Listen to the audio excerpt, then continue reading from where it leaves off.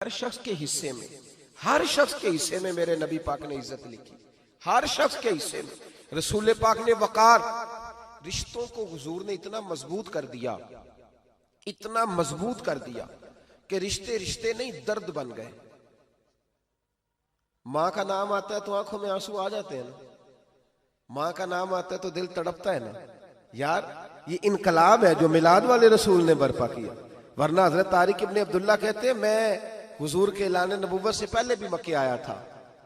آپ فرماتے میں نے ایک بوڑھی عورت کو، ایک نوجوان کو گلے میں رسی ڈال کے گھسیٹ کے لے جاتے دیکھا تو میں نے اس سے کہا کہ یہ کیا کر رہے ہو، کون ہے یہ بی بی، کیا مسئلہ ہے؟ تو وہ کہنے لگا یہ میری اماں ہے، بوڑھی ہو گئی ہے، کسی کام کی نہیں رہی تو بیچنے جا رہا ہوں. چلو کسی کے برتن جب مانجے گی تو میرے تو پاس کچھ نفع آئے گا نا بیچنے. یہ داستانیں نہیں. ابھی بھی جن لوگوں کی طبیعت سخت ہوتی ہے وہ قتل نہیں کر دیتے ماں باپ کو. واقعہ سنے نا آپ نے کہ ابا میرے نام زمین نہیں کر رہا تو مار دیا. جب کلیجے سخت ہوتے ہیں تو کام ہو جاتا ہے. ایک طرف وہ منظر تھا اور ایک طرف یہ منظر ہے کہ حضرت حلیمہ سعدیہ رضی اللہ تعالی عنہ، ان کا نام نہیں ہے حضرت حلیمہ کا مسلم شریف میں، وہ امام زرقانی نے لکھا ہے، ورنہ مسلم میں یہ روایت اپنے اصل انداز میں موجود ہے.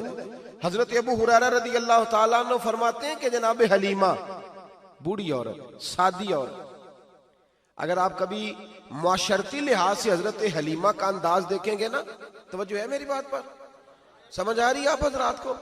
جو ہمارا معاشرتی ماحول ہے نا، معاشرتی ماحول، تو حضرت حلیمہ سعدیہ رضی اللہ تعالیٰ عنہ کی حیثیت آج کے معاشرے میں اگر دیکھی جائے تو ایک آیا، بچوں کو پالنے والی آیا نہیں ہوتی، وہ آیا تھی. اسکول میں ایک آیا ہوتی ہے، جب بچہ چھوٹے ہمارے پرائیویٹ سکولز میں بچے جاتے ہیں تو عورت سنبھالتی ہے، دودھ ڈال دیتی ہے، کئی دفعہ فیڈر بھی پلا دیتی ہے. بچہ اگر پخانہ پیشاب کرتا ہے تو خدمت کرتی. یہ عورتیں اس زمانے میں چھوٹے بچے لے جاتی تھی، پالا کرتی. تو بتانا دائی کی، آیا کی، میں مثال دے رہا ہوں، اور نرس کی کیا حیثیت ہے معاشرے میں. اور حضرت حلیمہ سعدیہ جب نبی پاک کو واپس لے کے آئی تھی تو چلو کچھ نہیں، لیکن نہ کچھ معاوضہ بھی انہیں حضرت عبد المطلب نے عطا کیا تھا. جناب آمنہ نے انہیں کچھ، ایک معنی یہ بھی ہو سکتا تھا کہ پیسے دے کے یہ کام کرایا، معنی ہو سکتا تھا. آج جو گھر میں اماں برتن دھوتی ہے اس کی کیا حیثیت ہوتی ہے؟ وہ تو بیچاری جن برتنوں کو دھو کے ہمیں دیتی ہے، بعد میں انہی برتنوں میں ہم انہیں کھانا کھانے کی اجازت نہیں دیتے. لیکن میرے رسول پاک نے رشتوں کو عزت دے دی، اس طرح کی عزت دی، اس طرح کی عزت دی کہ جناب حلیمہ مسجد نبی کا دروازہ گزری ہی تھی کہ حضرت ابو ہریرہ فرماتے ہیں نبی پاک منبر پر اٹھ کے کھڑے ہو گئے.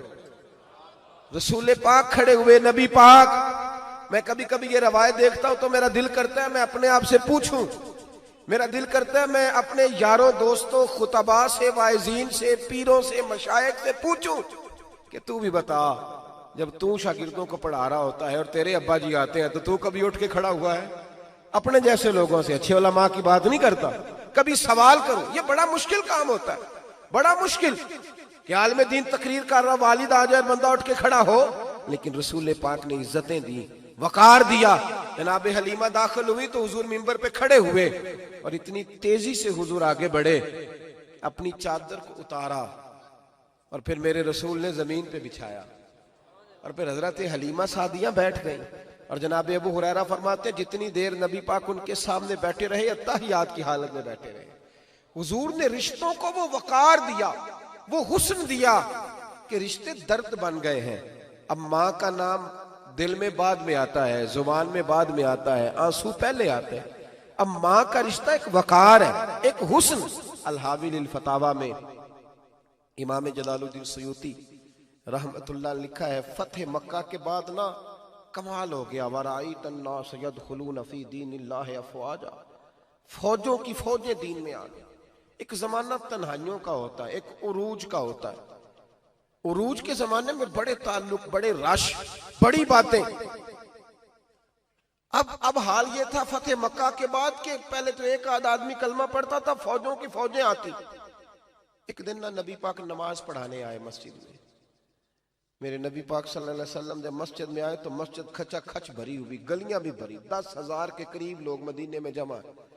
حضور کے پیچھے نماز پڑھنے کے لیے. پڑھیے صلی اللہ علیہ وسلم. نبی پاک صلی اللہ علیہ وسلم تشریف لائے نا، جیسے ہی مسجد میں داخل ہوئے تو 10,000 کا مجمع اٹھ کے کھڑا ہو گیا.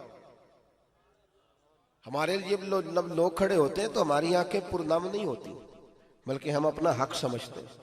ہم کہتے ہیں ان کا بنتا ہے کھڑے ہونا. حالانکہ بھائی دنیا سب کے لیے کھڑی نہیں ہوتی. جب کوئی کھڑا ہونا تو نظر جھک جانی چاہیے اور تیرے دل میں خیال آنا چاہیے کہ یا اللہ مجھ پہ رحم ہی رکھنا، اے اللہ میری پردہ پوشی کرنا، یا اللہ یہ تیری دی ہوئی عزت ہے، مہربانی کر خفیہ تدبیر سے محفوظ فرما. کہ ہمیں احساس نہیں ہوتا الا ماشاءاللہ. اللہ کے محبوب داخل ہوئے تو 10,000 کا مجمع کھڑا ہو گیا. 10,000 آدمی کھڑا ہو تو ایک کیف بنتا ہے. تو میرے جیسا آدمی تو ویس کوٹ سیدھی کرنے لگ جاتا ہے نا کہ بڑی شان ہے جناب، کالر ٹھیک کر لو، دستار سیدھی کر لو، کیا بات. اتنے لوگ بھی کبھی کسی کے گاڑی کے پیچھے بھاگے. لیکن نبی پاک کا انداز کیا تھا؟ رسول پاک کی آنکھوں میں آنسو آ گئے. 10,000 آدمی کھڑا ہوا، حضور رو پڑے اور اتنا روئے کہ جناب ابو ہریرہ رضی اللہ تعالیٰ عنہ فرماتے ہیں کہ میں نے نبی پاک کے سینے سے آواز نکلتی دیکھی. جب آدمی زیادہ روتا ہے تو سینے سے آواز آتی. حضور روئے کہ سینے سے آواز آئی. آپ فرماتے ہیں پھر حضور نے آنسو پوچھے، پھر نماز مکمل ہوئی. جب لوگ چلے گئے تو حضرت ابو بکر صدیق اٹھ کے قریب گئے، کہا یا رسول اللہ صلی اللہ علیہ وسلم آج کوئی وجہ نہیں تھی رونے کی، آپ آئے ہیں اور رونا شروع کر دیا. تو میرے محبوب فرمانے لگے آج جب میں نے اپنی وہ شانیں دیکھی، وہ مقام دیکھا تو مجھے اپنی اماں کی یاد آ گئی. ماں کی یاد، رشتوں کو وہ عزت دی، وہ وقار دیا، وہ حسن دیا. کہاں نماز کے لیے لوگوں کا کھڑا ہونا اور کہاں اماں کی بات چھیڑ دینا. میرے حبیب فرمانے لگے مجھے اپنی اماں آمنہ کی بات یاد آئی. میری ماں نے تو وہ دور دیکھا تھا جب وجود پہ کپڑے بھی پورے نہیں تھے، دل کرتا تھا آج اماں موجود ہوتی، میں نماز پڑھانے آتا، اللہ اکبر کہہ کے نیت باندھتا، سبحانک اللہ کے بعد سورہ فاتحہ پڑھتا اور سورہ فاتحہ مکمل پڑھ لیتا کہ میری اماں آمنہ کو کوئی کام یاد آتا. وہ پردہ سرکا کے کہتی بیٹا محمد میری بات تو سننا. تو محبوب فرماتے اللہ کی عزت کی قسم میں نماز چھوڑ دیتا، پہلے ماں کی بات سن کے آتا. میں چھوڑ دیتا نماز. وقار دے دیا، وقار، وہ حسن بخشا، وہ توانائی بخشی. کہتے پہلے تو حضور رو رہے تھے نا، جب حضور نے وضاحت کی تو پھر سارے رونے لگ گئے، پھر سب رونے لگ گئے. پھر اپنا اپنا درد، اپنا اپنا ذوق، اپنا اپنا شوق. کیوں نہیں تو ماں کو عزت دیتا؟ کیوں نہیں تو چند گھڑیاں باپ کو ٹائم دیتا؟